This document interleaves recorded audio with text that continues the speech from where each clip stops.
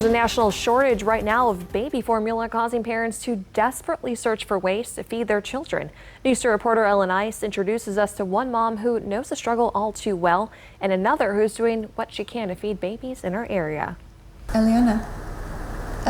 Meet 9-month-old Eliana. She's Erica Lopez's daughter. Right now, Lopez says she's struggling to find her formula. I can't be doing this. I can't be running to 10 different stores every single month trying to find her formula. What else can I do? Eliana was on Similac formula before it was recalled.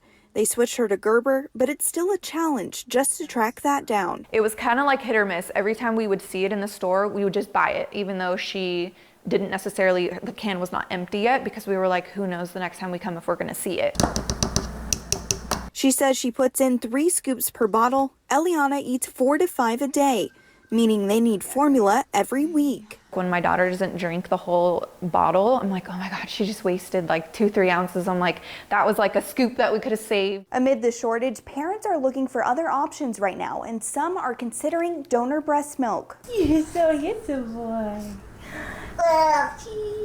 That's where Katie Waltrip comes in. Currently, I'm producing anywhere between an extra 20 to 25 ounces a day. She's donated over 1,000 ounces of breast milk to local families in need and says she has no plans of slowing down. I am purposely pumping more in order to get my supply back up to try and help feed as many kiddos as possible. She says it's the least she can do. Knowing how integral formula can be to feeding babies and seeing the empty shelves, it's just got my mom heart just, pulled. In Hampton, Ellen Ice, News 3. So what is being done about this issue? Today, a White House official said President Biden is speaking with retailers and infant formula manufacturers to get an update on efforts to make formula supply more available to American families. The White House will then announce additional actions the administration is taking to address this issue. Earlier this week, the FDA said that it is taking steps to alleviate the shortage. Part of the solution is to allow a Michigan plant run by Abbott to reopen after closing due to a recall and contamination fears. Abbott said yesterday they found no evidence of contaminated infant formula originating from its plant. Now, experts have some advice for parents struggling during this formula shortage. If your baby needs a special formula, make sure to check in with a pediatrician. It's recommended to keep 10 to 14 days worth of supplies stocked in your home.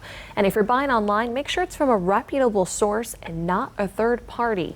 Doctors also say do not use toddler formula or milk substitutes for your infant. And definitely don't water down formulas or your baby will not get the nutrients they need.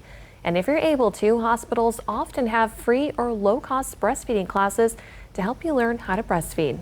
And with the shortage, milk donations are in incredibly high demand. Today we spoke with CHKD here in Norfolk, who says they're feeling an increased pressure and demand. Milk is a life-saving treatment for them, preventing the risk of death and improving outcomes for them. So it is critical that we maintain meeting this demand, because even the hospitals are having a hard time obtaining and maintaining a supply of formula. They say the increase in demand is not just in donations, but they're also seeing an increase in people who want to donate. So they say for donors, they're looking for healthy families who have a supply above their own needs. Very small volumes go a very long way. And they say once 1 ounce of pasteurized donor human milk can supply life-saving treatments to 4 infants.